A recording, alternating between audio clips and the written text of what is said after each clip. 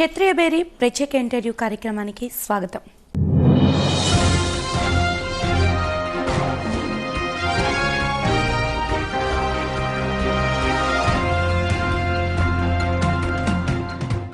అధునాతన పరికరాలతో రోజుకు 500కు పైగా కంటి సంబంధిత రోగులకు చికిత్సలను అందిస్తూ రాష్ట్రంలోనే ప్రథమ స్థానాన్ని కైవసం చేసుకున్న విశాఖ ప్రాంతీయ కంటి ఆసుపత్రిని క్షత్రియ బేరీ పరిశీలించింది. అంతేకాదండోయ్, ప్రపంచానికి తెలియని డయాబెటిక్ రెటినోపతి, గ్లకోమా వంటి వ్యాధులను సమర్థంగా ఎదుర్కొనే ప్రణాళికను సిద్ధం చేస్తున్న సూపరింటెండెంట్ డాక్టర్ వివిఎల్ నరసింహారావు నేతృత్వంలో సిబ్బంది పనితీరు ప్రశంసనీయం. సైలెంట్ కిల్లర్స్గా పేర్గాంచిన ఈ వ్యాధుల వ్యాప్తిని నిర్మూలించటం, ఇక్కడున్న పరికరాలు, సౌకర్యాలు ఇలా చాలా అంశాలను ప్రస్తావించిన బేరీకి డాక్టర్ నరసింహారావు వివరణ ఇచ్చారు. లోకాన్ని చూపించే అద్భుత సృష్టిని పునఃసృష్టించే అదృష్టం నాదంటూ సంబరపడుతున్న వైద్య నారాయణుని ముచ్చట్లను మీరు వినండి.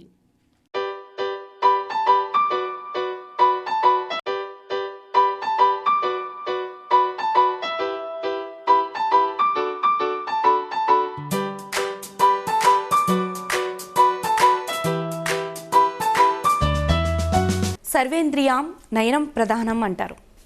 అది నిజమే అనిపిస్తుంది మనకు. ఒక్కొక్కసారి ఒక 10 నిమిషాలు మనం కళ్ళు మూసుకుంటేనే కళ్ళ ముందు ఏం జరుగుతుందో తెలియని పరిస్థితుల్లో ఉంటాం. సో అటువంటి వృత్తిలో, అంటే కంటి సమస్యలకు సంబంధించినటువంటి వృత్తిలో ఉంటూ ఎందరో రోగులకు చికిత్సలను చేస్తూ శస్త్రచికిత్సను కూడా ఉచితంగా అందిస్తున్నటువంటి ఒక ఆసుపత్రి మన విశాఖలో ఉంది. అదే గవర్నమెంట్ ఐ హాస్పిటల్. దీనికి సంబంధించి సూపరింటెండెంట్గా పదవీ బాధ్యతలను నిర్వహిస్తూ ఎంతోమంది రోగులకు వీటి యొక్క ప్రాముఖ్యతను తెలియజేస్తూ ఎన్నో కుటుంబాల్లో వెలుగును నింపుతున్నటువంటి డాక్టర్ గారు సూపరింటెండెంట్ డాక్టర్ వివిఎల్ నరసింహారావు గారు ఈరోజు మన స్టూడియోలో ఉన్నారు. మనతో పాటు ఎన్నో సందేహాలకు సమాధానాలు ఇవ్వనున్నారు. ఇంకెందుకు ఆలస్యం, మన కార్యక్రమాన్ని స్టార్ట్ చేసేద్దాం. సార్ నమస్కారం అండి. సార్, యాక్చువల్లీ కంటి సమస్యలు అనేసరికి కొన్ని మాత్రమే ప్రజలకి బాగా తెలుసు, కానీ ఈ కంటికి సంబంధించి చాలా సమస్యలు తెలియని ఉన్నాయి. అవి ఏంటేంటి ఉన్నాయి, వాటికి సంబంధించి మన ఆసుపత్రిలో ఎటువంటి చికిత్సలను అందజేస్తున్నారు? కంటికి సంబంధించి ప్రజలందరికీ ఎక్కువగా తెలిసింది దృష్టి దోషం, అంటే కళ్ళజోడు పెట్టుకోవాల్సిన అవసరం రావటం. రెండోది పెద్ద వయసులో క్యాట్రాక్ట్, అంటే శుక్లాలు రావటం. ఈ రెండు కామన్గా ప్రజలందరికీ తెలుసు.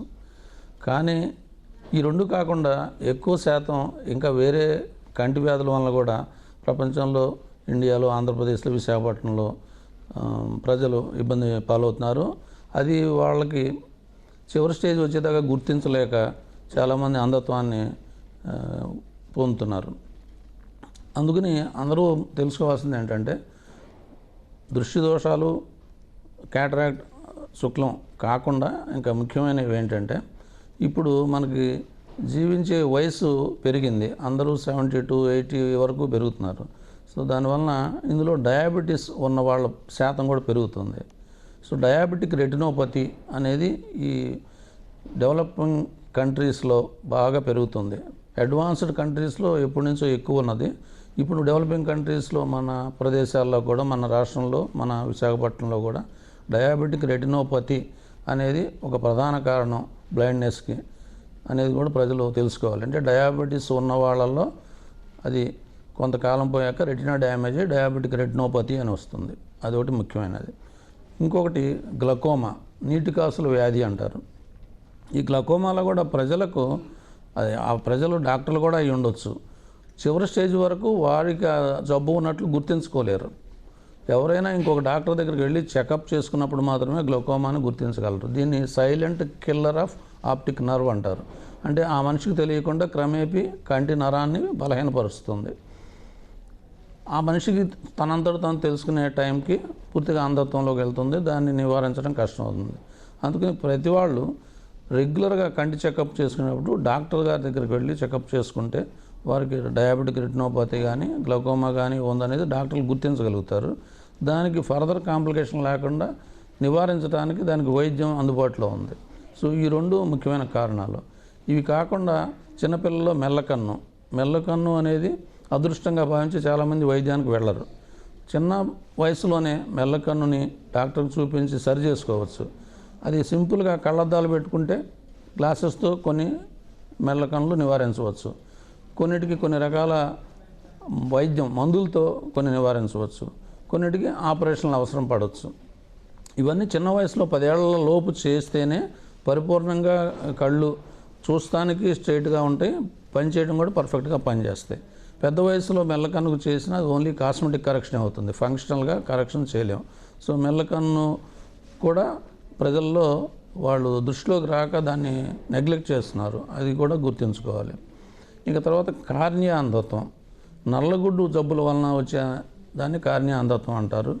ఇది రూరల్ ఏరియాస్లో ఎక్కువగా ఉంటుంది. ఇప్పుడు వ్యవసాయదారులు కానీ అగ్రికల్చర్ లేబరర్సే కాకుండా అదర్ లేబరర్స్ కంటికి ప్రాపర్ జాగ్రత్త తీసుకుండా ఇండస్ట్రీస్లో కానీ పనిచేసేవారు కంటికి దెబ్బ తగలటం వల్ల కానీ రసాయనాలు పడటం వల్ల కానీ నల్లగుడ్డు తెల్లగా అయిపోతుంది. దాన్ని కార్నియల్ ఒపాసిటీ అంటారు. సో దానికి కూడా ఎర్లీగా ట్రీట్మెంట్ చేసుకుంటే పుండు పడి కన్ను పోయే పరిస్థితి నుంచి మనం నివారించవచ్చు. తర్వాత అది స్కార్ వచ్చి కార్నియల్ ఒపాసిటీ వచ్చిన తర్వాత కూడా డాక్టర్ని సంప్రదిస్తే నల్లగుడ్డు మార్పిడి అంటే కార్నియల్ ట్రాన్స్ప్లాంట్ చేయటం వల్ల వారికి దృష్టి ప్రసాదించే అవకాశం ఉంటుంది. అలాగే చిన్నపిల్లల్లో కూడా కంజెనిటల్ క్యాటరాక్ట్, పుట్టుకతోనే క్యాటరాక్ట్లు వస్తుంటాయి. అది గమనించక చిన్నపిల్లాడు సరిగ్గా చూస్తున్నాడా లేదా అనే విషయాన్ని గమనించుకోగా దాన్ని పెద్దయ్యే వరకు వదిలేస్తారు. పెద్ద అయిన తర్వాత చేసినా కూడా అంత ఫలితం బాగా రాదు. చిన్న వయసులో గుర్తించి ఆపరేషన్ చేస్తే కంజెనిటల్ క్యాటరాక్ట్స్కి బాగా ఉపయోగం ఉంటుంది. అలాగే కంజెనిటల్ గ్లకోమా. సో వీటన్నిటికంటే కామనెస్ట్ థింగ్ నెగ్లెక్ట్ చేసేది చదువుకున్నవారు చదువుకోని వారు కూడా దృష్టి దోషాలు. అది 15% to 20% of school going children అందరిలో ఉంటుంది. కాబట్టి ప్రతి స్కూలు వెళ్ళే పిల్లవారిని సంవత్సరానికి ఒకసారన్న ఐ చెకప్ చేయిస్తే వారికి ఒకవేళ దృష్టి దోషం ఉంటే మనం వాళ్ళకి కళ్ళజోడు ఇచ్చి వారి చూపు బెటర్గా ఉండేట్లు చేయొచ్చు, రాబోయే కాంప్లికేషన్ నివారించవచ్చు. అందుకని గవర్నమెంట్ చిన్నారి చూపు అనే ఒక ప్రోగ్రామ్ని స్టార్ట్ చేసి స్టేట్ గవర్నమెంట్ అన్ని జిల్లాలలో అన్ని గవర్నమెంట్ మున్సిపల్ స్కూల్స్ చిల్డ్రన్ని ప్రతి సంవత్సరం స్క్రీనింగ్ చేసి వారికి అవసరమైన కంటి జోడుని ప్రభుత్వమే ఫ్రీగా అరేంజ్ చేస్తుంది. అది మనం విశాఖపట్నం జిల్లాలో కూడా జిల్లా అంధత్వ నివారణ సంస్థ తరపున మన హాస్పిటల్ ద్వారానే మనం రెగ్యులర్గా క్యాంపులు చేస్తున్నాము. జిల్లాలో దాదాపు 16 నుంచి 20 మంది వరకు పారామెడికల్ ఆఫ్థాల్మిక్ ఆఫీసర్స్ ఉన్నారు. వారు జిల్లాలో నలుమూలలో ట్రైబల్ ఏరియాస్లో కూడా అన్ని గవర్నమెంట్ స్కూల్స్ మున్సిపల్ స్కూల్స్లో ఉన్న పిల్లలందరినీ దాదాపు సుమారుగా 1,00,000 మంది పిల్లలను ప్రతి సంవత్సరం స్క్రీన్ చేస్తున్నారు. వాళ్ళు ఎంతమందికి అవసరం అయితే సుమారుగా 4 నుంచి 5,000 మందికి ప్రతి సంవత్సరం కళ్ళజోళ్ళు గవర్నమెంట్ ఫ్రీగా ఇస్తున్నారు. సో ఈ సంవత్సరం కూడా అలాగే మనం చేస్తూ ఉన్నాం. ఈ జనవరి ఫిబ్రవరిలో వారి స్క్రీనింగ్ ఈ సంవత్సరానికి పూర్తవుతుంది. మార్చిలోపు వాళ్ళందరూ కూడా కళ్ళజోళ్ళు ఇస్తాం. ఈ దృష్టి దోషాల నివారణ అనేది చిన్నతనం నుంచి మనం తెలుసుకుంటే వారికి రాబోయే అంధత్వాన్ని నివారించవచ్చు. చాలామంది అది చేసుకోక ఉద్యోగం కోసం వెళ్ళినప్పుడు అప్పుడు ఒక కంట్లో చూపు లేదని వాళ్ళు తెలుసుకుంటున్నారు తప్పితే చిన్నతనం నుంచి వాళ్ళు పరీక్షకి వెళ్ళట్లేదు. సో ఇవన్నీ కామన్గా వచ్చేవి. ఈ కంజనెంటల్ క్యాటరాక్ట్ అనే దానికి యాక్చువల్లీ పిల్లలు పుట్టగానే వాళ్ళకు ఉన్నటువంటి అంధత్వాన్ని చూసుకొని ఈ వైద్యులు శస్త్రచికిత్స చేస్తున్నారు. చేసినప్పటికీ కూడా వాళ్ళకి ఫ్యూచర్లో అంటే భవిష్యత్తులో చూపు తగ్గిపోయే అవకాశాలు ఉన్నాయి అని చెప్తున్నటువంటి కేసులు కొన్ని ఉన్నాయి. ఇది ఎంతవరకు వాస్తవం అంటారు? నిజంగానే వాళ్ళకి చూపు తగ్గిపోతుందా భవిష్యత్తులో? కంజెనిటల్ క్యాటరాక్ట్ అంటే పుట్టుకతోనే శుక్లం కంట్లో ఉండటం. అది ఒక కంటికి ఉన్నదా 2 కళ్ళకి ఉన్నదా అనేది ఒక ముఖ్యమైన పాయింట్. వాళ్ళకి 2 కళ్ళకు ఉన్న వాళ్ళకి 2 కళ్ళకి మనం వెంటనే ఆపరేషన్ చేసి వారికి మొదటి 2 సంవత్సరాల లోపు కంట్లో ఇంట్రాక్యులర్ లెన్స్ పెట్టాం. ఎందుకంటే ఆ కన్ను ఇంకా గ్రో అయ్యే అవకాశం ఉంది. కాబట్టి పెట్టకుండా ఆపరేషన్ తర్వాత వాళ్ళకి కాంటాక్ట్ లెన్స్ అనేది ఇస్తాం చూపు కనిపించడం కోసం. 2 సంవత్సరాలు పూర్తయిన తర్వాత మళ్ళీ సెకండ్ ఆపరేషన్ చేసి అప్పుడు కంట్లో లెన్స్ పెడతాం, ఇంట్రాక్యులర్ లెన్స్. అప్పుడు వాళ్ళు పూర్తిగా చూడగలుగుతారు. మామూలుగానే 2 కళ్ళకి కంజెంటల్ క్యాటరాక్ట్ ఉన్న వాళ్ళకి ఆపరేషన్ చేసి ముందు కాంటాక్ట్ లెన్స్ 2 సంవత్సరాల తర్వాత ఇంట్రాక్యులర్ లెన్స్ పెట్టిన వాళ్ళకి మళ్ళీ తర్వాత అంధత్వం వస్తుంది అనేది కరెక్ట్ అయిన పాయింట్ కాదు. ఎందుకంటే పెద్దవాళ్ళలో ఎలాగో చిన్నవాళ్ళలో కూడా అదే ఆపరేషన్ చేస్తున్నాము. వాళ్ళకు కూడా అంతే మంచి చూపు వచ్చే అవకాశం, జీవితాంతం ఉండే అవకాశం ఉన్నది. కాకపోతే ఒకే ఒక చిన్నది ఏంటంటే వాళ్ళలో ఎక్స్ట్రా ఉండేది చిన్నపిల్లల్లో కంటి ఇంట్రాక్యులర్ లెన్స్ వెనకాల ఉండే ఒక పొర పోస్టీరియర్ క్యాప్సూల్ అంటారు. అది మళ్ళీ హేజీగా అయ్యి ఒక ఒపాసిటీ తయారవుతుంది లెన్స్ వెనకాల. దాన్ని పోస్టీరియర్ క్యాప్సూల్ ఒపాసిటీ లేదా ఆఫ్టర్ క్యాటరాక్ట్ అంటారు. అది పెద్దవాళ్ళు అయితే సుమారుగా 10% వరకు ఆపరేషన్ తర్వాత ఒక 6 నెలల సంవత్సరంలో వచ్చే అవకాశం ఉంది. అదే చిన్నపిల్లలు అయితే 30% వరకు కూడా పోస్టీరియర్ క్యాప్సూల్ ఒపాసిటీ వచ్చే అవకాశం ఉంది. వాళ్ళని కూడా మళ్ళీ హాస్పిటల్కి తీసుకొస్తే ఎప్పుడైనా చూపు తగినట్టు అనిపిస్తే దానికి వైద్యం ఉన్నది. వాళ్ళు కోఆపరేట్ చేస్తే యాగ్ లేజర్తో ఆ క్యాప్సులాటమీ అనేది ఒకటి చేయొచ్చు. వాళ్ళు చిన్నపిల్లలు కోఆపరేట్ చేయని వాళ్ళైతే ఎనస్థీషియా ఇచ్చి క్యాప్సులాటమీ సర్జికల్గా కానీ లేజర్తో కానీ 2 చేస్తే వాళ్ళకి జీవితాంతం బాగుంటుంది. ఎందుకంటే దాదాపు 20 ఏళ్ల క్రితం చేసిన కంజెంటల్ క్యాటరాక్ట్ పిల్లలు కూడా ఈ హాస్పిటల్లో చేసిన వాళ్ళు అందరూ శుభ్రంగా ఉన్నారు. అది కరెక్ట్ అయిన ఆలోచన కదా, ఆ నమ్మకం అనేది తప్పు. సార్ యాక్చువల్లీ ఇప్పుడు చూసుకుంటే మన ఇండియాలో ఈ దృష్టి లోపం తాలూకా సమస్యలు బాగా ఎక్కువగా ఉన్నాయి. అది కూడా బాగా యంగర్ ఏజ్లో పిల్లలకి, చిన్న పిల్లలకి. అండ్ మోర్ ఏంటంటే ఈ ప్రెగ్నెన్సీ టైంలో తీసుకునే ప్రికాషన్స్ సరిగా లేకపోవటం, ఫుడ్ సరిగ్గా లేకపోవటం, వీటి వల్ల ఇప్పుడు మీరు చెప్పినటువంటి కాంజెంటల్ క్యాటరాక్ట్ అనే వ్యాధి రావచ్చు అని కొన్ని అంటే ఉదాహరణలుగా కొంతమంది చెప్తున్నారు. ఇది ఎంతవరకు వస్తుంది? అసలు ప్రెగ్నెన్సీగా ఉన్నప్పుడు పిల్లలకి సంబంధించి వీళ్ళు ఈ కంటికి సంబంధించి ఎస్పెషల్లీ కంటికి సంబంధించి ఎటువంటి వ్యాధులు రాకుండా ఉండాలంటే ఎటువంటి డైట్ తీసుకోవాలి, ఎటువంటి జాగ్రత్తలు తీసుకోవాలి? గర్భిణీగా ఉన్న స్త్రీలు మంచి పోషకాహారం తీసుకోవాలి. పుట్టబోయే పిల్లలు ఆరోగ్యకరంగా వారి కంటిలో ఏం దోషాలు లేకుండా ఉండాలంటే మామూలు జనరల్ హెల్త్తో పాటు కంటికి సంబంధించి కూడా కొన్ని జాగ్రత్తలు ఉండేట్టుగా పోషకాహారంలో మార్పులు చేసుకోవాలి. మంచి ప్రోటీన్ ఉన్న డైట్ తీసుకోవాలి. విటమిన్ ఏ, విటమిన్ డి ఎక్కువగా ఉండే తీసుకోవాలి. ఆ తల్లికే అది విటమిన్ ఏ, విటమిన్ డి లోపం ఉంటే పుట్టబోయే బిడ్డకు కూడా విటమిన్ ఏ, విటమిన్ డి లోపం ఉండి మొదటి కొద్ది నెలల్లో ఆ లోపం వలన సివియర్ కార్నియల్ డిసీజెస్ వచ్చి బ్లైండ్నెస్కి వెళ్ళే అవకాశం ఉంటుంది. కాబట్టి విటమిన్ ఏ, విటమిన్ డి తగుపాళ్ళలో గర్భిణీ స్త్రీలు తీసుకోవాలి పోషకాహారంతో పాటు. ఇది కాకుండా ముఖ్యంగా గర్భిణీ టైంలో ఏదైనా జ్వరాలు వస్తాయి, వైరల్ ఫీవర్స్ వచ్చినప్పుడు అది సింపుల్ వైరల్ ఫీవరా ఏదైనా సీరియస్ టైప్ ఆఫ్ వైరల్ ఫీవరా అనేది గుర్తుంచుకోవాలి. ఎందుకంటే ప్రెగ్నెంట్గా ఉన్నప్పుడు వచ్చే జ్వరాల్లో కొన్ని జ్వరాలు కడుపులో ఉన్న బిడ్డకి హాని చేస్తాయి. సో అలాంటి సమయంలో అది డాక్టర్తో సంప్రదించి ఆ జ్వరం కనుక కొన్ని రుబెల్లా అని అంటారు, రుబెల్లా లాంటివి అంటే అమ్మవారు అలాంటి జ్వరాల వలన కడుపులో బిడ్డకి హాని జరిగే అవకాశం ఉంటుంది. దానికి కూడా ఇప్పుడు మోడర్న్ ఇన్వెస్టిగేషన్స్లో స్కాన్ వలన కానీ రకరకాల ఇన్వెస్టిగేషన్స్ వలన కానీ కడుపులో బిడ్డకి ఏమేమైనా కంజెనిటల్ డిఫెక్ట్స్ కనుక్కునే విధానాలు వచ్చినాయి. వాటి ద్వారా ఏదైనా డిఫెక్ట్స్ ఉంటే ఆ గర్భాన్ని తొలగించుకునే అవసరాన్ని బట్టి చేయించుకోవటం, లేదు తగు జాగ్రత్తలతో ఆ జ్వరాల నుంచి కాపాడుకుంటే పుట్టబోయే బిడ్డకు ఏమి కంటికి సంబంధించిన ఇబ్బందులు లేకుండా ఉంటాయి. పుట్టిన తర్వాత గవర్నమెంట్ ప్రభుత్వం వాళ్ళు ప్రతి పిహెచ్సిలను సబ్ సెంటర్లను విటమిన్ ఏ సిరప్ 6 నెలల నుంచి 6 సంవత్సరాల వరకు విటమిన్ ఏ రెగ్యులర్గా ఆ మోతాదులో ఇస్తూ ఉన్నారు. ఇంటింటికి వెళ్ళి ఇస్తున్నారు, సబ్ సెంటర్స్లో ఇస్తున్నారు. అలాగే ప్రతి హాస్పిటల్లోనూ vitamin A syrup, capsules, injections availability ఉంది. సో విటమిన్ ఏ అనేది చాలా ఇంపార్టెంట్ కంటికి సంబంధించి. అలాగే విటమిన్ డి కూడా అవసరం. సో ఇన్ఫెక్షన్ల బారి నుంచి, పోషకాహార లోపం నుంచి గర్భిణీ స్త్రీలు జాగ్రత్తగా తీసుకుంటే కంటికి సంబంధించిన దోషాలు చాలా వరకు నివారించవచ్చు. అలాగే కొన్ని కంజెంటల్గా జనరేషన్స్ వచ్చే డిసీజులు ఉంటాయి. రేజియకటి, రెటినైటిస్ పిగ్మెంటోజా అంటారు. సో అలాంటి వారు రెటినైటిస్ పిగ్మెంటోజా అనే జబ్బు ఉన్నవాళ్ళు జెనెటిక్ కౌన్సిలింగ్ చేయాల్సి ఉంటుంది. ఎందుకంటే వాళ్ళకి పుట్టబోయే బిడ్డలలో 50% అందులో ముఖ్యంగా బాయ్స్ మళ్ళీ రేజియకటితో పుట్టే అవకాశం ఉంటుంది. సో అవన్నీ వాళ్ళకి ఎక్స్ప్లెయిన్ చేసి ఆ రిస్క్ని ఎక్స్ప్లెయిన్ చేసి పిల్లల్ని కనకుండా సలహా ఇవ్వటం వారు ఇష్టపడితే, అలాంటి సలహాలను ఇలాంటి జబ్బును ఎక్కువ రాకుండా మనం నివారించుకోవచ్చు.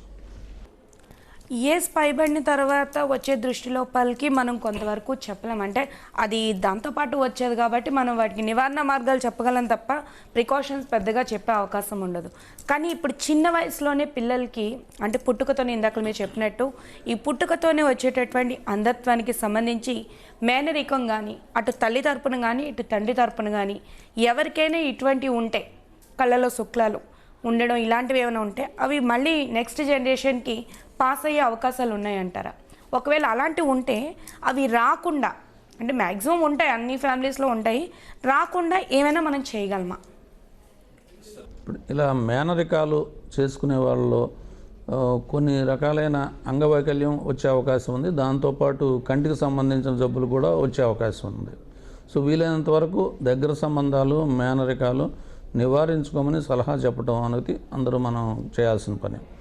ఒకసారి ఆ మేనరికం కానీ దగ్గర సంబంధం చేసుకున్న తర్వాత సో పుట్టిన వెంటనే ఆ బిడ్డని పరీక్ష చేసి ఏమైనా లోపాలు ఉన్నాయో మనం చేసుకోవచ్చు. కానీ ఈ కొన్ని జబ్బులు మనం ఏం చేసినా వాటిని నివారించలేము. ఇప్పుడు కంటికి శుక్లాలు వచ్చేది ఫినామినన్ ఆఫ్ యాంటిసిపేషన్ అంటారు. అంటే ఒక జనరేషన్లో 50 ఏళ్ళకి శుక్లం వస్తే నెక్స్ట్ జనరేషన్లో 40 ఏళ్ళకి, ఆ నెక్స్ట్ జనరేషన్లో 30 ఏళ్ళకి అలాగా వచ్చే అవకాశం ఉంది. ఫినామినన్ ఆఫ్ యాంటిసిపేషన్ అంటారు. అది క్యాటరాక్ట్లో ఉంది. అందుకని దానికి రాకుండా చేసేవి మాత్రం ఏం లేవు. కానీ మనం ప్రివెంట్ చేయగలిగిన పోషకాహార లోపము, జ్వరాల వలన, ఇన్ఫెక్షన్ల వలన, దెబ్బల వలన, ఎక్స్రేల వలన, రేడియేషన్ వలన, వీటన్నిటి వలన వచ్చే వాటిని ప్రివెంట్ చేసుకోవచ్చు కొంతవరకు. అలాగే షుగర్ ఎక్కువ ఉంటే షుగర్ కూడా వంశంలో వస్తుంది. కొంతమంది చిన్నపిల్లలకు కూడా షుగర్ వస్తుంది.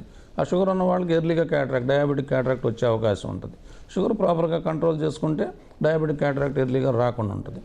సో క్యాటరాక్ట్ వరకు అంత ఇబ్బంది అయిన విషయం కాదు.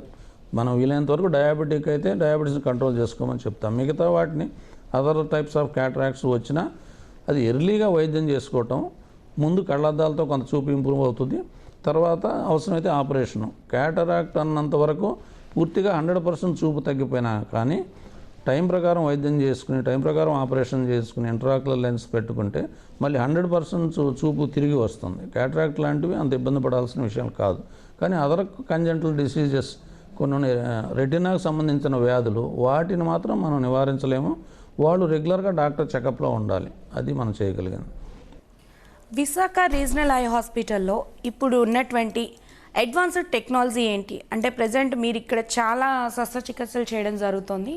ఎటువంటి ట్రీట్మెంట్ని మీరు పేషెంట్స్కి అందిస్తున్నారు? ఎటువంటి ఎక్విప్మెంట్స్ వాడుతున్నారు? అండ్ మోర్ ఓవర్ ఇక్కడికి చాలా ప్రాంతాల నుంచి, అంటే ఇక్కడ చుట్టుపక్కల ఉన్నటువంటి పల్లెటూరుల నుంచి కానీ గ్రామాల నుంచి కానీ చాలామంది వస్తూ ఉంటారు. సో వాళ్ళందరికీ మీరు ఇక్కడ ఎటువంటి వసతులను కల్పిస్తున్నారు? గవర్నమెంట్ రీజనల్ ఐ హాస్పిటల్లో రోజు సుమారుగా 400 నుంచి 500 మంది అవుట్ పేషెంట్స్గా వస్తున్నారు. వారందరికీ అవుట్ పేషెంట్ డిపార్ట్మెంట్లో వారికి కళ్ళద్దాలు అవసరమైన వాళ్ళకి పరీక్ష చేసి కళ్ళద్దాలు రాయటం, మైనర్ డిసీజెస్ ఉంటే వాటికి మందులు ఉచితంగా ప్రభుత్వం తరపు నుంచి ఇవ్వటం, మందులు, మాత్రలు, కంట్లో మందులు అన్నీ గవర్నమెంట్ సప్లై చేస్తున్నారు. పూర్తిగా ఉచితంగా ఇస్తున్నాము. ఇక్కడ ఏ విధమైన రుసుములు లేవు. ఆపరేషన్లకు కానీ వైద్యానికి కానీ అంతా పూర్తిగా ఉచితంగానే గవర్నమెంట్ తరఫున చేస్తున్నాము. కళ్ళద్దాల తర్వాత మైనర్ కంటి డిసీజ్కి మందులు, కంట్లో మందులు ఇస్తున్నాము. రోజుకి సుమారుగా 40 నుంచి 50 మందికి కంటి ఆపరేషన్లు నిర్వహిస్తున్నాము. ఈ 40 నుంచి 50 మందిలో మెజారిటీ క్యాటరాక్ట్ పేషెంట్స్ ఉంటుంటారు. అవి కాకుండా ప్రతి నెల సుమారుగా 13 నుంచి 15 ఐ క్యాంపులు నిర్వహిస్తున్నాము. అవి విశాఖపట్నం జిల్లా అంతా ప్రతి నెల ఒక రోస్టర్ ప్రకారం క్యాంపులు జరుగుతూ ఉంటాయి. అందులో ప్రతి నెల ఒక 3 నుంచి 4 ట్రైబల్ ఏరియాలో క్యాంపులు ఉంటాయి. అరకు, పాడేరు, చింతపల్లి వీటన్నిటి నుంచి కూడా మనకి పేషెంట్ని ఇక్కడ తీసుకొచ్చి ఆపరేషన్ చేసి వాళ్ళు పూర్తిగా బాగయ్యాక మళ్ళీ 5 రోజుల తర్వాత వాళ్ళని అక్కడే దిగబెట్టడం అనే కార్యక్రమం చేస్తున్నాం. సో ఇది రొటీన్గా మెజారిటీ జరిగే వైద్యం. ఇది కాకుండా ఇంకా ఓపీ విభాగంలో డయాబెటిక్ రెటినోపతి పేషెంట్స్కి, గ్లకోమా పేషెంట్స్కి, కార్నియా పేషెంట్స్కి, స్క్వింట్ పేషెంట్స్కి స్పెషల్గా ఒక డిపార్ట్మెంట్స్ దేనికి దానికి సపరేట్ క్లినిక్స్ నిర్వహిస్తున్నాము. సో ఇక్కడ ఏదైనా ఈ glaucoma, corneal disease, diabetic retinopathy కానీ అదర్ రెటినా డిసీజ్ కానీ స్క్వింట్ కానీ ఉన్నవారిని ఆ విభాగంకి రిఫర్ చేసి అక్కడ ఆధునిక వైద్య పరికరాలు ఉన్నాయి, వాటితో వారికి తగు డయాగ్నోసిస్ చేసి అవసరమైన వైద్యం చేస్తున్నాము. గ్లకోమా గురించి ఆల్మోస్ట్ 100% అన్ని రకాల గ్లకోమాలకి ఇక్కడ ఇన్వెస్టిగేషన్ చేయగలుగుతున్నాం. అప్పల్నేషన్ టోనోమీటర్ అంటారు. దాంతో కంట్లో ఉన్న ఇంట్రాక్యులర్ ప్రెషర్ని తెలుసుకోవచ్చు. గ్లకోమాలో ఇంట్రాక్యులర్ ప్రెషర్ పెరుగుతుంది. సో అప్పల్నేషన్ టోనోమీటర్ అనేది ఎగ్జాక్ట్గా ఇంట్రాక్యులర్ ప్రెషర్ని ఇస్తుంది. మనం దాంతో ఆ ప్రెషర్ తెలుసుకుని వారికి మందులు అవసరం వాళ్ళకి మందులు, ఆపరేషన్ అవసరం వాళ్ళకి ఆపరేషను చేస్తున్నాం. అలాగే డయాబెటిక్ రెటినోపతి పేషెంట్స్కి మన దగ్గర ఓసిటీ, ఆప్టికల్ కోహరెన్స్ టోమోగ్రఫీ అనే ఓ మిషన్ ఉంది. అది సుమారుగా 60 లక్షలు ఖరీదైన మిషను. ప్రతి పేషెంట్ బయట చేయించుకోవాలంటే ఒక్కొక్క కంటికి 1500 ఖర్చు అవుతుంది. అది మనం పూర్తిగా ఫ్రీగా చేస్తున్నాం. అంటే రెటీనాలో ఏం జబ్బులు ఉన్నా ఆప్టికల్ కోహరెన్స్ టోమోగ్రఫీలో ఒక హిస్టలాజికల్ పిక్చర్ లాగా లేయర్ బై లేయర్ తెలుస్తుంది డాక్టర్కి. సో అన్ని రకాల రెటినల్ డిసీజ్ని గుర్తుపట్టగలుగుతాం. అలాగే గ్లకోమాని డయాగ్నోజ్ చేయడానికి హంఫ్రీ విజువల్ ఫీల్డ్ అనలైజర్, అంటే field defects, that is computerised field analyser. Field defects ఉంటే ఎర్లీగా గ్లకోమాని తెలుసుకోవడానికి. అలాగే ఓసిటీలో కూడా గ్లకోమాని ఎర్లీగా డయాగ్నోస్ చేయడానికి అవకాశం ఉంటుంది. అలాగే చిన్నపిల్లల్లో కానీ పెద్దవాళ్ళలో కానీ మెల్లకన్ను, రెప్ప వాడటం, దాన్ని టోసిస్ అంటారు. ఇలాంటి జబ్బులు ఉన్న వాళ్ళకి ఆక్యులోప్లాస్టీ స్క్వింట్ క్లినిక్లో డయాగ్నోస్ చేసి వాడికి వెంటనే ఉచితంగా ఆపరేషన్లు చేస్తున్నాము. అలాగే కార్నియల్ బ్లైండ్నెస్, కార్నియాలో బ్లైండ్నెస్ అంటే ఒపాసిటీస్ వలన అంధత్వం వచ్చిన వాళ్ళకి కార్నియల్ ట్రాన్స్ప్లాంట్ చేసి మనం ఫ్రీగా వాడికి మళ్ళీ చూపు వచ్చేట్టుగా చేయగలుగుతున్నాం. ఇక్కడ విశాఖపట్నంలో ఉన్న మౌసిన్ ఐ బ్యాంక్ ద్వారా మనకి కార్నియాస్ తెచ్చుకుంటాము. మన దగ్గర కార్నియా స్పెషలిస్ట్ ఉన్నారు. అన్ని విభాగాల్లో ట్రైన్ అయిన డాక్టర్లు ఉన్నారు మనకి. సో ఇది కూడా చేయగలుగుతున్నాం. ఈ 4 విభాగాల్లో చేయగలుగుతున్నాం. కాకపోతే మనకున్న ఒకే ఒక షార్ట్ ఏంటంటే సర్జికల్ రెటీనా విభాగానికి ఈ మన గవర్నమెంట్ రీజనల్ హాస్పిటల్లో శాంక్షన్ అవ్వలేదు, దాన్ని డెవలప్ చేయలేదు. ఎందుకంటే సర్జికల్ విభాగానికి ఒక వేరే యూనిట్ కావాలని గత 3 సంవత్సరాలుగా ప్రభుత్వాన్ని అడుగుతున్నాము. ఇస్తామంటున్నారు, కానీ వివిధ కారణాల వల్ల అది లేట్ అవుతూ వస్తుంది. దానికి కొంత ఎక్స్ట్రా ఎక్విప్మెంట్ కావాలి. ట్రైన్డ్ డాక్టర్స్ ఉన్నారు, వారు చేయడానికి సిద్ధంగా ఉన్నారు. నేను 2-3 సార్లు ఆ ఇన్స్ట్రుమెంట్స్ కావాలని గవర్నమెంట్కి రాస్తూ ఉన్నాము. బహుశా ఈ సంవత్సరం ఇవ్వచ్చని మేము ఎక్స్పెక్ట్ చేస్తున్నాము. ఉన్నంతలో ఉన్న డాక్టర్లతో కొంతపాటు సర్జికల్ రెటీనా మేము స్టార్ట్ చేసాము. కంట్లో ఇంట్రా విట్రియల్ ఎవాస్టిన్ అనే ఇంజెక్షన్ ఇస్తున్నాము. అది బయట ఒక్కొక్క ఇంజెక్షన్ సుమారుగా 5,000 వరకు ఖర్చు అవుతుంది.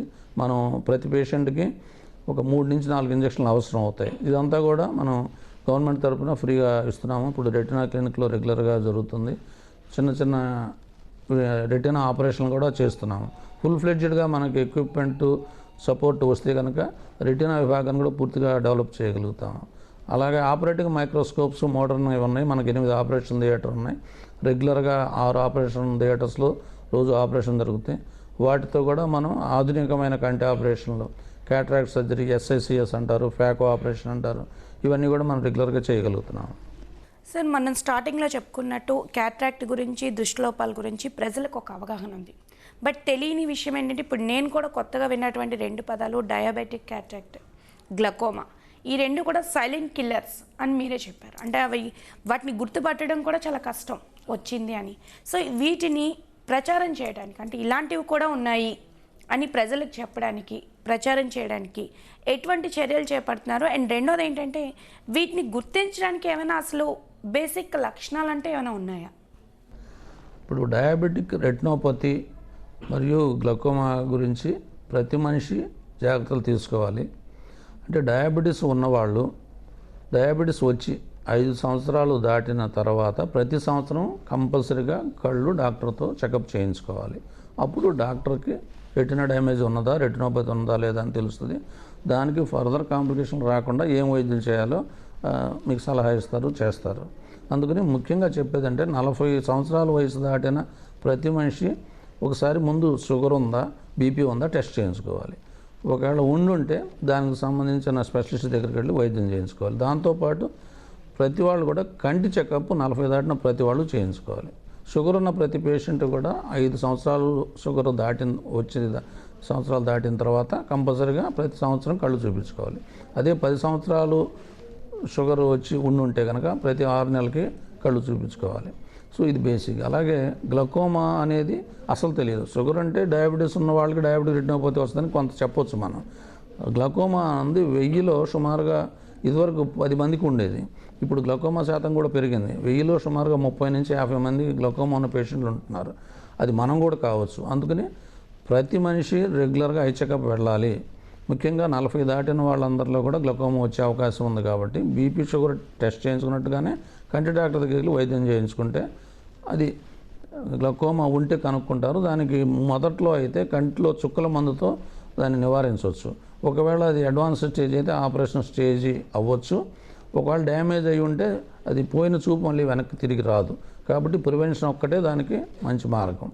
సో ఇవి ప్రజల్లోకి వెళ్ళటానికి మన గవర్నమెంట్ ఐ హాస్పిటల్ నుంచి మేము రెగ్యులర్గా చేసేది ఏమిటంటే, మనకు రెగ్యులర్గా ఐ క్యాంపులు పెడుతున్నప్పుడు మనకి ఐ కౌన్సిలర్స్ ఉన్నారు. మనకి రెగ్యులర్గా వాళ్ళు క్యాంపుల్లో ప్రతి చోట కూడా వాళ్ళకి అవగాహన సదస్సులు ఏర్పాటు చేసి శుక్లం గురించే కాకుండా గ్లకోమా గురించి, రెటినోపతి గురించి, చిన్నపిల్లల దృష్టి దోషాల గురించి వాళ్ళకి రెగ్యులర్గా క్లాసులు చెప్పినట్టుగా అవగాహన సదస్సులు ఏర్పాటు చేసి ఇంటరాక్ట్ అవుతూ చెప్తూ ఉంటారు.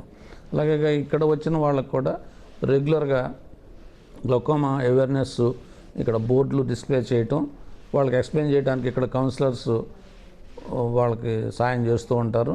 ప్రతి వారికి ఏ డౌట్ వచ్చినా ఒక సెంటర్ పెట్టి మే హెల్ప్ యూ లాగా వాళ్ళకున్న ఏ సందేహాలైనా తీర్చడానికి కౌన్సిలర్స్ని హాస్పిటల్లో కూడా ఉంచాము. ప్రతి క్యాంపులో కూడా ఇవన్నీ అరేంజ్ చేస్తున్నాము. మీరు పిల్లల్లో వచ్చేటటువంటి క్యాటరాక్ట్ అంటే పుట్టగానే వచ్చినటువంటి పిల్లల్లో 2 సర్జరీలు చేస్తారు. 2 సర్జరీల తర్వాత వాళ్ళకి కళ్ళల్లో లెన్స్ ఏర్పాటు చేయడం జరుగుతుంది. ఇటువంటి పిల్లలు బయట గేమ్స్ అంటే అవుట్డోర్ గేమ్స్ క్రికెట్ కానీ వాలీబాల్ కానీ ఇలాంటి స్ట్రెస్ కొంచెం బాడీ స్ట్రెస్ అయ్యేవి మైండ్ స్ట్రెస్ అయ్యే గేమ్స్ ఆడచ్చా? రెండోది ఏంటంటే చదువులో కూడా వీళ్ళని పేరెంట్స్ అంటే నేను ఇది ప్రత్యక్షంగా చూసినటువంటి సందర్భం అనమాట. పేరెంట్స్ కూడా వాళ్ళు ఎక్కువసేపు చదువుతుంటే వద్దు మీరు చదవకండి మీకు లోపల లెన్స్ ఉన్నాయి మీరు ఇబ్బంది పడిపోతారని చెప్పేసి ఆపేసిన సందర్భాలు నేను చూశాను. అండ్ రెండోది ఏంటంటే వాళ్ళు గేమ్స్ ఆడతామని పాప అందరితో పాటు ఆడదామని ఉత్సాహంగా ఉంటారు. పేరెంట్స్ ఇక్కడ ఏమన్నారంటే మీకు చాలా ప్రాబ్లం అవుతుంది హెల్త్ పరంగా, మీరు ఎట్టి పరిస్థితుల్లోనూ అవుట్డోర్ గేమ్స్ ఆడకూడదు, కావాలంటే కంప్యూటర్ ముందు కూర్చోండి, టీవీ ముందు కూర్చోండి, మేము అన్నీ మీకు అరేంజ్ చేస్తాం ఇక్కడ ఇంట్లో మీరు ఎంతైనా ఆడుకోండి కానీ బయటకు మాత్రం వెళ్ళొద్దని చెప్పిన సందర్భాలు ఉన్నాయి. ఇది నేను ప్రత్యక్షంగా చూసిందనమాట. దీని మీద మీ ఒపీనియన్ ఏంటి అసలు? ఈ కంటి ఆపరేషన్ చేయించుకుని కంట్లో ఇంట్రాక్యులర్ లెన్స్ పెట్టుకున్న వాళ్ళు పిల్లలైనా పెద్దలైనా మొదటి నెల కొంచెం రెస్ట్రిక్టెడ్గా ఉండాలి, ఫిజికల్గా రెస్ట్రిక్టెడ్గా ఉండాలి. అంటే కంటి మీద దెబ్బ తగలకుండా, కంటి మీద ప్రెషర్ పడకుండా, ఫిజికల్గా ఏమి డ్యామేజ్ జరగకుండా చూసుకోవాలి. ఒక నెల 15 రోజులు అయిపోయిన తర్వాత వాళ్ళు మిగతా ప్రజలందరితో సమానులే. సో వాళ్ళు అన్ని రకాల ఫిజికల్ యాక్ట్స్ చేయొచ్చు. అంటే పిల్లలు గేమ్స్ ఆడుకోవచ్చు, పెద్దలైతే డ్రైవింగ్ చేయొచ్చు, వాళ్ళ రొటీన్ ఏ పనైనా చేయొచ్చు. ఇలా పిల్లలు ఆడుకోకూడదు లోపల లెన్స్ ఉంది కదిలిపోద్ది అనుకునేది తెలియక అవగాహన లోపం వలన అనుకునే విషయమే. అలాగే కాంటాక్ట్ లెన్స్ ఉన్న వాళ్ళు కూడా మామూలుగానే గడపవచ్చు, ఏ ఇబ్బంది ఉండదు. కాకపోతే స్విమ్మింగ్ లాంటిదానికి వెళ్ళినప్పుడు కాంటాక్ట్ లెన్స్తో వెళ్తే వాటర్ తగిలితే కాంటాక్ట్ లెన్స్ నీళ్ళలో జారిపోయే అవకాశం ఉంటుంది. అది ఒకటే తప్పితే అదేం ఇబ్బంది కాదు. స్పెక్టికల్స్ ఉన్న వాళ్ళకి అవుట్డోర్ గేమ్స్ ఆడేటప్పుడు వాళ్ళకి ఫిజికల్గా పరిగెత్తినప్పుడు అది జారిపోవటం అలాంటి ఇబ్బందులు జరుగుతాయి. క్రికెట్ లాంటి గేమ్స్ ఆడినప్పుడు డైరెక్ట్గా బాల్ తగిలితే గ్లాసు పగిలి కంటికి ఇబ్బంది అవుతుంది. అంతే తప్పితే అది కూడా ఫిజికల్ రెస్ట్రిక్షన్ అంటూ ఏమీ లేదు. కాకపోతే ఒకటే పేరెంట్స్ గుర్తుంచుకోవాల్సింది, కంప్యూటర్ ముందు కూర్చొని ఆడుకోవడం అనేది అంత మంచి పని కాదు. ఏదైనా అవసరం వరకే కంప్యూటర్, కానీ అస్తమానం కంప్యూటర్లో పని చేయడం కంటికి అలసట వచ్చి కన్ను స్ట్రెయిన్ అయిపోతుంది. దానివల్ల లేనిపోని ఇబ్బందులు కంటికి వచ్చే అవకాశం ఉంది. వాళ్ళ దృష్టి school going or college going వాళ్ళంతా చదువు మీద పెట్టాలి. కంప్యూటర్ని వీళ్ళని తక్కువ వాడమని సలహా చెప్తాం. సెల్ ఫోన్స్ కానీ ఇవన్నీ కన్ను స్ట్రెయిన్ అయిపోకుండా ఉండేందుకు. ఈ ఏజ్లో ఎక్కువ కళ్ళజోళ్ళు రావడానికి కారణం కూడా ఏంటంటే కంప్యూటర్ కానీ ఈ సెల్ ఫోన్స్ కానీ పర్ఫెక్ట్ విజన్ ఉంటే కానీ అంత బాగా ప్రశాంతంగా కనిపించదు. సో ఏమాత్రం దృష్టి దోషం ఉన్నా ఈ కంప్యూటర్ వాడేటప్పుడు సెల్ ఫోన్ వాడేటప్పుడు కంటికి స్ట్రెయిన్ అవుతుంది. ఖచ్చితంగా వాళ్ళకి ఆ స్ట్రెయిన్ వలన చెక్ చేసుకుంటే చిన్న దృష్టి దోషం ఉన్నా అది బయటపడుతుంది. వాళ్ళు గ్లాసులు వాడాల్సిన అవసరం పడుతుంది. సో గ్లాసులు ఉన్నవాళ్ళు గ్లాసులతోనే వాడాలి. గ్లాసులు తీసి కంప్యూటర్ కానీ సెల్ ఫోన్ చేయకూడదు. ఇంకొకటి ఇంపార్టెంట్ విషయం ఏంటంటే హై మయోపియా ఉన్నవాళ్ళు, మామూలుగా మయోపియా అంటే మైనస్ పవర్ -1 నుంచి -20 వరకు ఉండొచ్చు. కామన్గా 5, 6 వరకు కామన్గా ఉంటుంటుంది. హై మయోప్స్ అంటే అబోవ్ 6 ఉంటే హై మయోప్స్ అంటాం. 6, 10, 20 కూడా ఉంటుంటాయి కొంతమందిలో. వారికి రెటీనాలో పెరిఫరీలో వీక్గా ఉంటుంది రెటీనాలో. అందుకు వాళ్ళు రెగ్యులర్గా డాక్టర్ చెకప్లో ఉండాలి కంపల్సరీగా. నాకు బాగానే ఉంది చూపు ఈ కంటి చూడుతో అనుకోకుండా ఎవ్రీ ఇయర్ డాక్టర్ దగ్గరికి వెళ్ళాలి. లోపల ఏమైనా డీజనరేషన్స్ ఉంటే వాటికి అవసరమైతే లేజర్ ట్రీట్మెంట్ చేస్తారు. అలాంటి వారికి మనం ఫిజికల్గా ఎగిరి దూకటాలు అలాంటి గేమ్స్ వాడకూడదు. అంటే ఏ గేమ్స్ అయితే ఎగిరి దూకాల్సిన లాంగ్ జంప్స్, హై జంప్స్ అలాంటివి వాడకూడదు, వాళ్ళు ఆడకూడదని చెప్తాం. అదర్వైజ్ మిగతా గేమ్స్ వాళ్ళు శుభ్రంగా ఆడుకోవచ్చు. డైరెక్ట్గా కంటికి దెబ్బ తగలకుండా చూసుకోవటం ఒకటి, ఎగిరి దూకటం చేయకుండా ఒకటి, తల మర్దనా చేయించుకుంటారు కొంతమంది. ఆ తల మర్దనా వలన ఆ ఇంపాక్ట్కి కూడా రెటీనా డ్యామేజ్ అయ్యి రెటీనా డిటాచ్మెంట్ వచ్చే అవకాశం ఉంటుంది. సో ఎక్కువ మందికి తెలియని విషయం ఇది. సో తల మీద మర్దనా చేయించుకుంటూ గట్టిగా తల మీద దెబ్బలు కొట్టినట్టు చేస్తుంటారు. సో మామూలుగా మర్దనా చేసుకోవడం వేరు, కానీ ఇలా కొట్టడం అనేది హై మయోప్స్ ముఖ్యంగా డ్యామేజ్ జరిగే అవకాశం ఉంది. వాళ్ళు ఎగిరి దూకే గేమ్స్ లాంటివి వాడకూడదు. అదర్వైజ్ అన్ని రకాల వాళ్ళు మిగతా వాళ్ళతో సమానంగానే ఆడుకోవచ్చు. సార్, యాక్చువల్లీ మీరు ఈ వృత్తిలోకి వచ్చేటప్పుడు అంటే మీ బాల్యం అది మీకు ఎక్కడ జరిగింది, అసలు ఇదంతా కూడా ఈ వృత్తిలోకి నేను వెళ్ళాలి అంటే డాక్టర్గా చదివేటప్పుడు కొన్ని స్పెషలైజేషన్స్ చేసుకోవాలి అనే ఒక ఆలోచన మనకు వస్తూ ఉంటుంది. కంటినే ఈ కళ్ళు అనే దాని మీదే నేను స్పెషలైజేషన్ చేయాలి, దీనికి సంబంధించి నాకు ఒక రీసెర్చ్ లేకపోతే దీని మీద నాకు ఫుల్ సబ్జెక్ట్ కావాలి, నేను ప్రజలకి ఈ వేలో మాత్రమే సర్వీస్ చేయాలనే ఒక వే మీకు ఎలా వచ్చింది అసలు? నేను చిన్నతనం నుంచి డాక్టర్ని అవ్వాలనే కోరిక ఎలా వచ్చిందంటే, ఫస్ట్ మా ఇంట్లో మా మేనత్త కొడుకులు మా బావులు ఉండేవారు. ముందు వాళ్ళు డాక్టర్లు అయ్యారు. వారిని చూసి డాక్టర్ అవ్వాలనే కోరిక కలిగింది. డాక్టర్ అయ్యాక ఎంబీబీఎస్ అయిపోయాక స్పెషాలిటీ ఏం చేయాలి అని ఆలోచనప్పుడు మా తాతగారు ఒక ఆయన కంటి డాక్టర్ ఉండేవారు. చిన్నప్పుడు ఆయన్ని చూస్తూ ఉండేవాళ్ళం. సో అలాగా కంటి డాక్టర్ అవ్వాలని అప్పటి నుంచి కోరిక బలంగా అనిపించి నేను కంటి డాక్టర్ని అయ్యాను. కానీ ఇందులోకి వచ్చాక ఈ కంటి డాక్టర్కి ఒక పేషెంట్కి దృష్టిని ఇచ్చాక కలిగే తృప్తి అనుభవించాక నాకు మళ్ళీ వేరే స్పెషాలిటీ చేయాలనే ఆలోచన. కానీ ముందు నేను డిప్లొమా చేశాను, తర్వాత ఎంఎస్ చేశాను. డిప్లొమా నుంచి ఎంఎస్కి మారే టైంలో అన్ని రకాల స్పెషాలిటీస్ నాకు అవకాశం ఉంది. కానీ ఒకసారి ఈ డిపార్ట్మెంట్లో ఉన్న తర్వాత నాకు దీంట్లో అంత అటాచ్మెంట్ ఏర్పడిపోయింది. సో నేను లైఫ్లో కొన్ని మర్చిపోలేని సంఘటనలు ఉంటాయి. ఈ వైద్యం చేసినప్పుడు నేను ప్రొఫెసర్గా గుంటూరులో చేస్తున్నప్పుడు అక్కడ కూడా రోజు 20 మందికి 30 మందికి ఆపరేషన్ జరుగుతుండేవి. ఆపరేషన్ చేయించుకునే 3వ రోజు ఆ పేషెంట్ వచ్చి, ఆయన ఒక రైతు, పేద రైతు, అయ్యా దండమయ్యా, 2 సంవత్సరాల తర్వాత అన్నం మెతుకు చూశానయ్యా అన్నాడు. అప్పుడు నా కళ్ళమ్మట నీళ్ళు తిరిగినాయి. సో అలాంటి ఒక పూర్తిగా అందుడైన వ్యక్తికి మనం దృష్టి ప్రసాదించటం అనేది ఎంత అదృష్టమైన విషయం, దేవుడు మనకి ఇచ్చిన వరం అని అనిపిస్తుంది. సో ప్రతి కేసు, కొన్ని వేల కేసులు ఇప్పటికి చేసినా కూడా ప్రతి కేసు మొదటి కేసుగా భావించి మనం జాగ్రత్తగా చేయాలి అనేది నా ఆలోచన. అది మా అసిస్టెంట్లకు కానీ మా పోస్ట్ గ్రాడ్యుయేట్స్ కానీ ట్రైనింగ్లో కూడా అదే చెప్తాం. నాకు అంతా వచ్చు, నేను ఎన్ని చేశాను అని ఏ రోజు అనుకోకూడదు. ప్రతి వాళ్ళకి అది మొదటి కేసులాగా చేసుకోవాలి. ఎందుకంటే మనం వేల కేసులు చేసి ఉండవచ్చు, కానీ ఆ చేయించుకునే పర్సన్కి అతనికి అది మొదటి అనుభవం. ప్రతిదీ మనం జాగ్రత్తగా ఉండాలి. అప్పుడే మనం 100% సక్సెస్ రేట్ ఇవ్వగలుగుతున్నాం. సో మన హాస్పిటల్లో, ప్రభుత్వ ప్రాంతీయ కంటి ఆసుపత్రుల్లో అందరూ కూడా సుమారు 20 మంది డాక్టర్లు ఉన్నారు. 4 ప్రొఫెసర్లు, 3 అసోసియేట్ ప్రొఫెసర్స్, ఒక 12 మంది అసిస్టెంట్ ప్రొఫెసర్స్ ఉన్నారు. వీళ్ళందరూ కూడా మంచి క్వాలిఫైడ్ ట్రైన్డ్ డాక్టర్స్. అలాగే 30 మంది పోస్ట్ గ్రాడ్యుయేట్స్ ఉన్నారు. 200 మంది ఎంబీబీఎస్ స్టూడెంట్స్ పోస్టింగ్స్ వచ్చి మార్నింగ్ 9 to 12 ఇక్కడ ట్రైనింగ్ పొందుతూ ఉంటారు. అందరికీ ధ్యేయం పేదవాడికి కంటి వైద్యం మనం బాగా చేయటం అనేది. మా class 3, class 4 employees, staff nurse అందరికీ కూడా అదే ధ్యేయంతో చేయటం వలన మా ఆసుపత్రి స్టేట్లో ప్రథమంగా నిలుస్తూ గత 5 సంవత్సరాలుగా మంచి రిజల్ట్స్ సాధిస్తుంది. ఎప్పటికప్పుడు మనం పోల్చుకుంటూ పోతే ఇతర దేశాలతో కానీ ఇతర రాష్ట్రాలతో కానీ పోల్చుకుంటూ పోతే జిల్లాలో ఇప్పటి వరకు అంధత్వ నిర్మూలన అనేది ఎంత రేట్లో జరిగింది?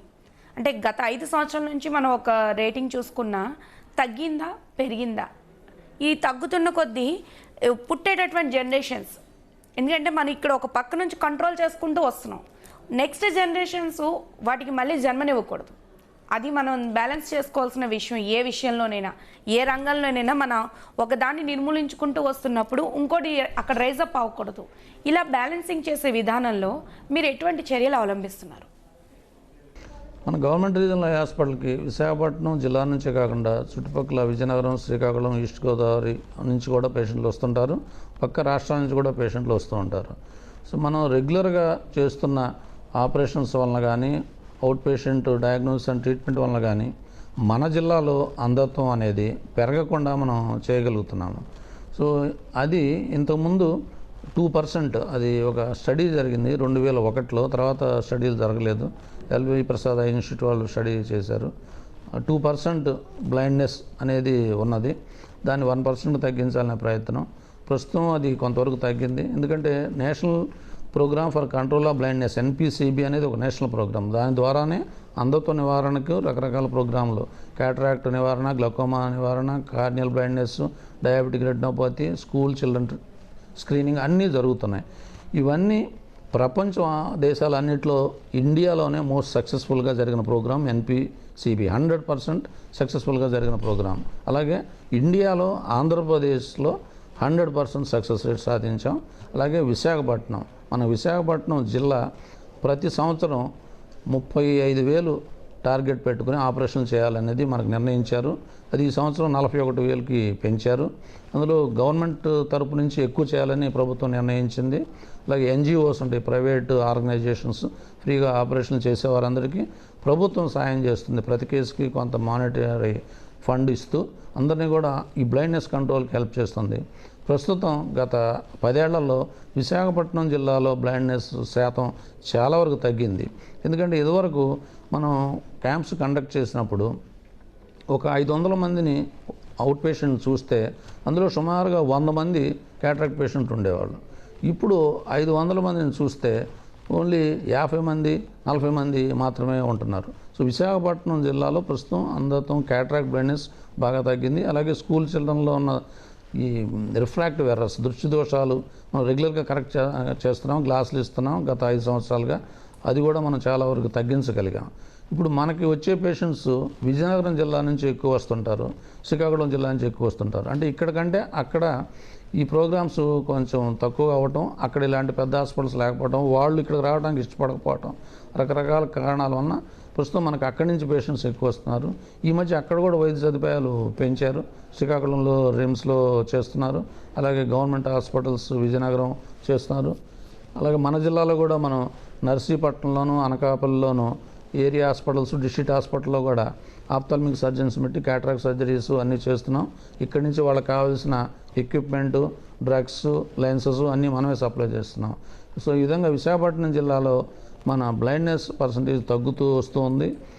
ఎక్వైర్డ్ కొత్తగా వచ్చే వాటి గురించి ఎప్పటికప్పుడు ప్రజలకి అవగాహన సదస్సులు, ప్రతి సంవత్సరం వరల్డ్ బ్లైండ్నెస్ డే రోజున ర్యాలీలు జరపటం, కార్నియల్ బ్లైండ్నెస్ రోజున ర్యాలీలు జరిపి పెద్దవాళ్ళతో వాళ్ళకి అవగాహన అయ్యేట్లుగా మనం పలు ప్రదేశాల్లో మీటింగ్లు పెట్టి చేస్తున్నాం. ఈ విధంగా మన జిల్లాలో ఈ 5 సంవత్సరాల్లో అంధత్వం శాతం చాలా వరకు కంట్రోల్ చేయగలిగాం. ఒకప్పుడు చూసుకుంటే ఇప్పుడు 80 ఇయర్స్లో ఉన్నటువంటి ముసలి వాళ్ళు కూడా ఈవెన్ దో స్పెట్స్ లేకుండా సూదిలోకి దారం ఎక్కించినటువంటి సందర్భాలు ఉన్నాయి. అంటే నేను చూశాను ఇవి ప్రత్యక్షంగా. అప్పుడు దృష్టిలోపం అనేది చాలా మైనర్ ఇష్యూ, ఎవరికి కూడా చాలా తక్కువ వచ్చేది. ఇప్పుడు జనరేషన్స్లో చూసుకుంటుంటే ఇంట్లో సుమారుగా 2-3 కళ్ళద్దాలు పెట్టుకునే వాళ్ళు ఉన్నారు. ఇలాంటి పరిస్థితులు అట్లా ఎందుకు వస్తున్నాయి అంటారు? అంటే ఇది దేనివల్ల మన జనరేషన్ గ్యాప్ పెరగడం వల్ల, లేకపోతే మ్యాన్రికాలు కూడా మ్యాక్సిమం ఇప్పుడు తగ్గే అందరూ, ఎందుకంటే అందరికీ అవేర్నెస్ అనేది ఉన్నది. ఈ మ్యాన్రికాలు చేసుకోకూడదు అని ఒక అవేర్నెస్ ఉంది, అవి కూడా తగ్గాయి. తగ్గినప్పటికీ ఇప్పుడు జనరేషన్ పిల్లల్లో స్పెట్స్ చాలా ఎర్లీ ఏజ్లో వస్తున్నాయి. దీనికి కారణం ఏంటంటారు? మన ముందు జనరేషన్లో 80 సంవత్సరాల వయసు వాళ్ళు కూడా కళ్ళజోడు లేకుండా చూడగలుగుతారు. ఇప్పుడు ఎక్కువ కళ్ళజోడు వాడుతున్నారు అనేది అందులో కొంతవరకు నిజం ఉంది, కొంత నిజం కాదు. ఏమిటంటే సో మన ముందు జనరేషన్లో ఇంత అవేర్నెస్ లేకపోవటం వలన పర్సంటేజ్ ఆఫ్ ఈ దృష్టి దోషాలు, రిఫ్రాక్టివ్ ఎర్రర్స్ చిన్నపిల్లల నుంచి పెద్దవాళ్ళ వరకు తక్కువ ఉండి ఉన్నాయి. ఇప్పుడు అవేర్నెస్ పెరగటం వలన ప్రతి వాళ్ళు తెలుసుకొని రిఫ్రాక్టివ్ ఎర్రర్స్ అన్నీ కరెక్ట్ చేసుకోగలుగుతున్నారు. అందువల్ల రిఫ్రాక్టివ్ కళ్ళజోళ్ళు పెట్టుకునే వాళ్ళ సంఖ్య పెరిగింది. దాంతోపాటు ఇప్పుడున్న గ్యాడ్గెట్స్, ఈ కంప్యూటర్ కానీ, ఈ ఆండ్రాయిడ్ సెల్ ఫోన్స్ కానీ పర్ఫెక్ట్ విజన్ ఉంటేనే సరైన చూపునిస్తాయి, ఇబ్బంది లేని చూపుని. ఏమాత్రం చిన్న దోషం ఉన్నా ఖచ్చితంగా కంటికి ఇబ్బంది కలుగు చేస్తాయి. అంత యాక్యురేట్ విజన్ ఉంటే కానీ ఇవి బాగా కనిపించవు. అందువల్ల ఇవి వాడటం వలన అవి బయటపడుతున్నాయి, అంతేకాని కొత్తగా దృష్టి దోషాలు రావు. సో ఇది చేశాడు మావాడు, కంప్యూటర్ చేశాడు, కళ్ళజోడు వచ్చింది అనుకుంటారు. కంప్యూటర్ చేయడం వల్ల ఉన్న దోషం బయటపడింది, లేకపోతే దానివల్ల కొత్తగా దానివల్ల కాన్స్టెంట్గా వాడేవాళ్ళకి వేరే కంటి జబ్బులు వస్తాయి. ఐ స్ట్రెయిన్ అవ్వటం, కళ్ళు అలసిపోవటం, కళ్ళు ఎర్రగా అవ్వటం, ఒకప్పుడు మెల్లకన్ను రావటం, ఇవన్నీ వచ్చే అవకాశం ఉంది. అది వేరే విషయం. దృష్టి దోషాలు పర్సంటేజ్ అవేర్నెస్ వల్ల పెరిగింది. అలాగే ముసలి వాళ్ళలో కూడా వాళ్ళు వితౌట్ గ్లాస్ చూడగలిగే వాళ్ళు అంటే అందులో రెండు విషయాలు. ఒకటి, దేర్ ఇస్ ఎ డిఫరెన్స్. ఇప్పుడు జెనెటిక్గా అప్పటి నుంచి వాళ్ళకి ఇప్పుడున్న జనరేషన్స్కి జెనెటిక్గా కొంత డిఫరెన్స్ ఉండి ఉంటుంది. అంటే వాళ్ళు తీసుకునే ఆహారం దగ్గర నుంచి ఇప్పుడు ఆహారం అలవాట్లు అన్నీ మారిపోతున్నాయి. అది కొంత పార్ట్ అయి ఉండొచ్చు. ఇప్పుడు కూడా 60-70 ఏళ్ళ వాళ్ళు ఎర్లీ క్యాటరాక్ట్స్ ఉన్నవాళ్ళు దగ్గర చూపు బాగా చూడగలుగుతారు. అది ఆ అవేర్నెస్ లేక వాళ్ళు డాక్టర్ దగ్గరికి వెళ్ళరు. బలవంతాన్ని వాళ్ళ డాక్టర్ దగ్గర తీసుకొస్తే వాళ్ళకి క్యాటరాక్ట్ ఉండి ఉంటుంది. దూరం చూపులో వాళ్ళకి బాగా మసక ఉంటుంది, వాళ్ళు అది గమనించుకోరు. దగ్గర చూపు బాగా చదవగలుగుతున్నాం అంటారు వాళ్ళు. అంటే దగ్గర చూపు బాగా చదువుతున్నారు 60-70-80 ఏళ్ళ వాళ్ళు అంటే వాళ్ళకి క్యాటరాక్ట్స్ ఎర్లీ స్టేజ్లో దగ్గర చూపు బాగుంటుంది. న్యూక్లియర్ స్క్లెరోసిస్ అనేది రావటం వలన వాళ్ళకి దూరం చూపు మసక అవుతుంది. ఇంకా క్యాటరాక్ట్ అడ్వాన్స్ వచ్చినప్పుడు అది ఇది దూరము దగ్గర రెండు మసక అవుతాయి. అప్పుడు ఇంకా ఆపరేషన్కి వెళ్ళాల్సిన స్టేజ్ వస్తుంది. ఇప్పుడు కూడా 80 ఏళ్ళ వాళ్ళు ఎర్లీ క్యాటరాక్ట్ ఉంటే అలా చదవగలుగుతున్నారు. ఇది ఇంకొక పాయింట్. సార్, ప్రజెంట్ ఈ సైంటిఫిక్ టర్మ్స్లో కానీ మెడికల్ ఫీల్డ్లో కానీ యాంటీబయాటిక్స్ యూజ్ ఎక్కువ ఉంది. ఈ యాంటీబయాటిక్స్ని ఎక్కువగా ప్రెగ్నెంట్స్ కానీ మదర్ కానీ ఎక్కువ యూజ్ చేస్తే వాళ్ళకి ఈ ఐ మీద ఏమైనా ఇన్ఫెక్ట్ అయ్యే అవకాశం ఉందా? రెండోది ఏంటంటే, అంటే మొదట పుట్టుకతో అంధత్వం రావడం అనేది ఒక విషయం అయితే, పెరుగుతున్న కొద్ది క్రమంలో యాక్సిడెంట్స్ జరిగాయి, లేకపోతే ఎక్కడి నుంచైనా పడి ఈ నర్వ్ అనేది ఏదైతే ఐకి సంబంధించిన నర్వ్ ఉందో ఈ నర్వ్ కుచించుకుపోవడం, లేకపోతే దానికి ఏదైనా దెబ్బ తగలడం, ఇలాంటివి జరిగి కొంతమంది దృష్టిని కోల్పోతున్నారు.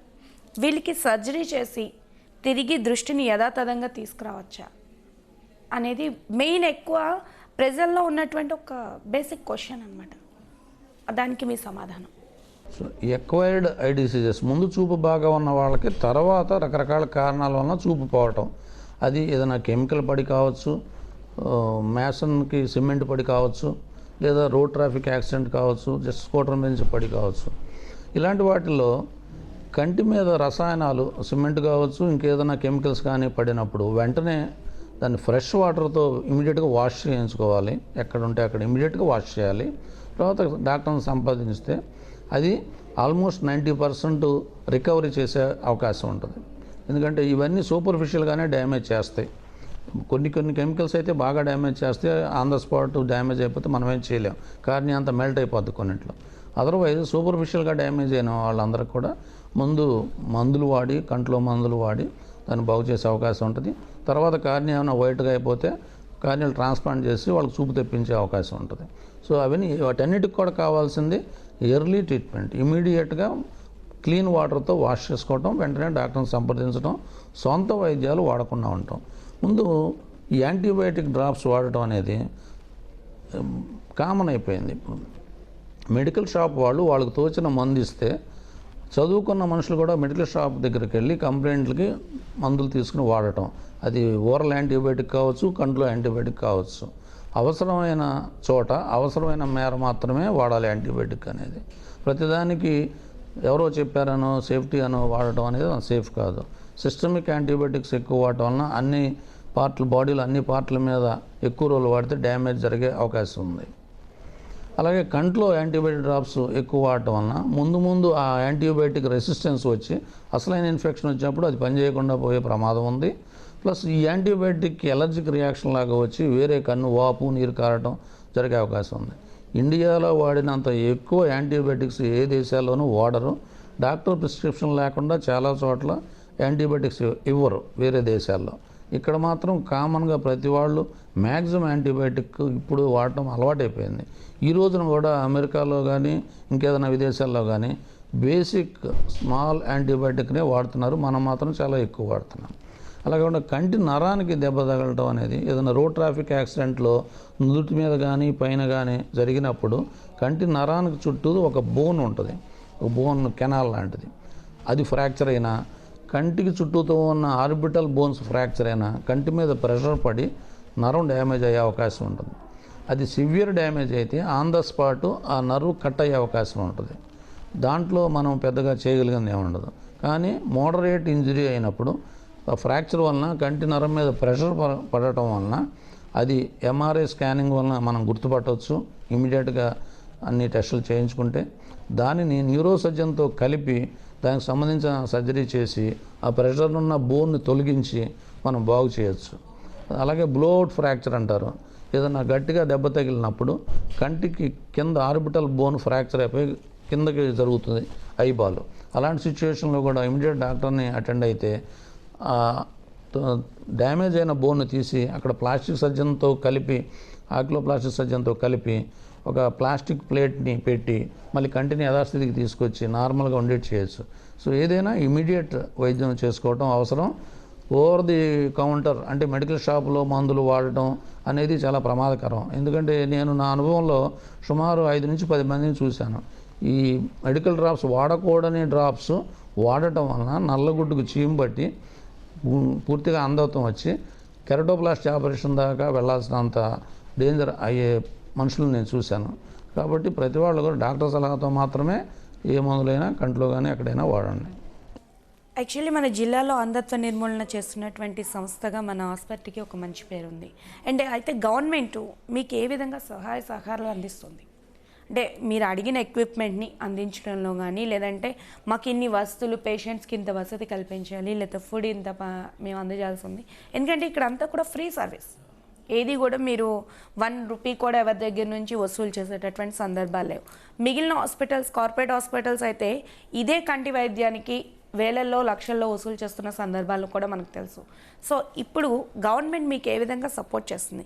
ఎక్విప్మెంట్ని మీరు పెట్టిన వెంటనే ఎంత కాలంలో మీకు దాన్ని అందించడానికి సహాయ సహకారాలు అందిస్తుంది? అండ్ మోర్ ఓవర్ ఏంటంటే విదేశీ టెక్నాలజీకి, విదేశాల్లో వాడుతున్నటువంటి టెక్నాలజీకి ఇప్పుడు మన హాస్పిటల్లో వాడుతున్న టెక్నాలజీకి ఏమైనా డిఫరెన్స్ ఉందా?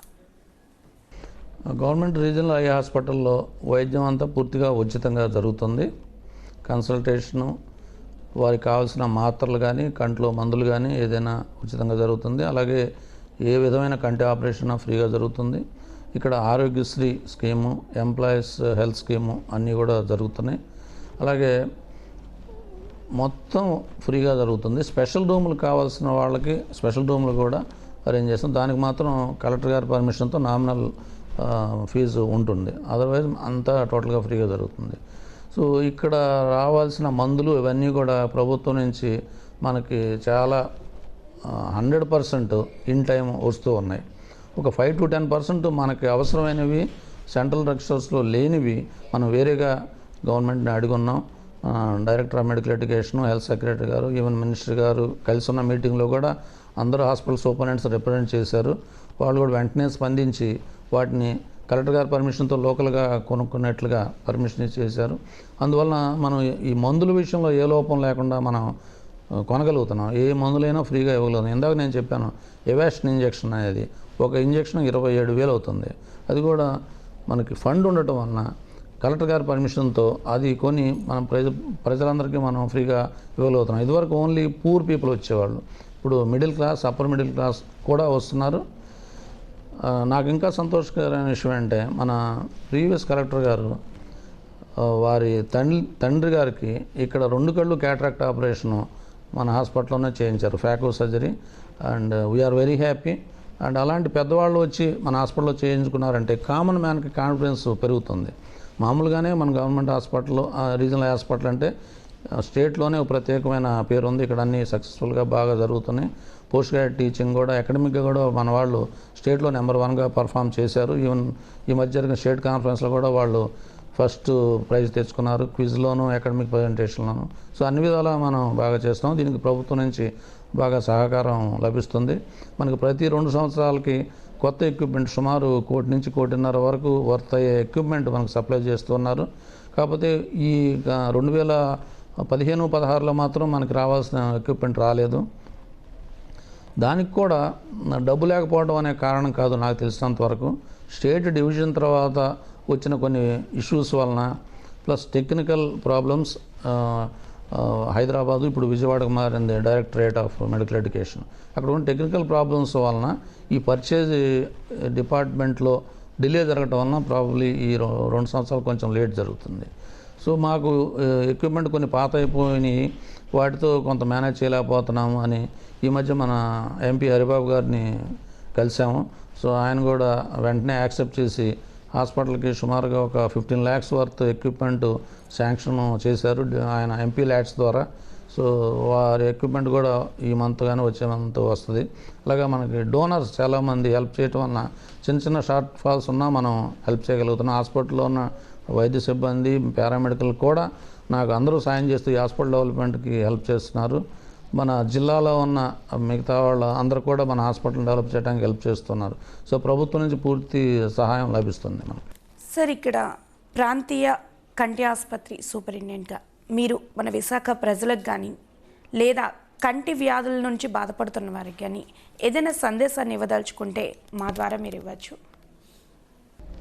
విశాఖపట్నంలో ఉన్న ప్రజలందరికీ ఇది ప్రభుత్వ ప్రాంతీయ కంటి ఆసుపత్రి. ఇది పూర్తిగా ఉచితమైన సర్వీసులు అందజేస్తుంది. ఇక్కడ అన్ని రకాల కంటి వైద్యం జరుగుతుంది పూర్తిగా ఉచితంగా. రోజు సుమారుగా 400 నుంచి 500 మంది ఇక్కడ ఓపీలో చూపించుకుంటున్నారు. 40 నుంచి 50 మంది ఆపరేషన్ చేయించుకుంటున్నారు. సో ప్రతి వాళ్ళు కూడా కంటి డాక్టర్తోనే వైద్యం చేయించుకోవాలి అనేది మీరు గుర్తుపెట్టుకోవాలి. కంటి డాక్టర్ దగ్గర చూపించుకోవాలి. ఏ కంటి జబ్బు వచ్చినా సొంత వైద్యం మానుకోండి. కంటి డాక్టర్కి గవర్నమెంట్ హాస్పిటల్లో ఫ్రీగా చూస్తున్నారు. ఇంకెక్కడన్నా మీరు చూపించుకోదలుచుకున్న కంటి డాక్టర్కి మాత్రమే చూపించుకోండి. కళ్ళజోళ్ళు మార్చుకోవటం కూడా ఆప్టికల్ షాప్స్లో మార్పించుకోవటం అనేది కరెక్ట్ పద్ధతి కాదు. కంటి డాక్టర్తో టెస్ట్ చేస్తే మీ రెటీనా ఎలా ఉందో పరీక్ష చేస్తారు, అలా చేయించుకోండి. మీ అందరూ హెల్దీ హ్యాబిట్స్, రెగ్యులర్ చెకప్ చేసుకున్నప్పుడు అందరికీ దృష్టి బాగుండాలని కోరుకుంటున్నాను.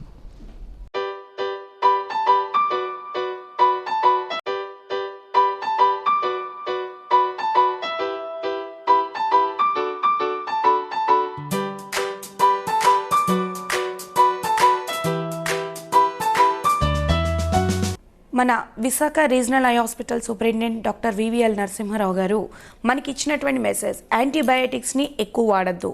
కంటికి సంబంధించే కాదు, ఏ రంగానికి, ఏ అవయవానికి సంబంధించిన వ్యాధి అయినప్పటికీ డాక్టర్ ఒక మెడికల్ ప్రిస్క్రిప్షనర్, డాక్టర్ తాలూకా ఇది లేకుండా ఎటువంటి మెడిసిన్స్ని వాడద్దు అని చెప్తున్నారు.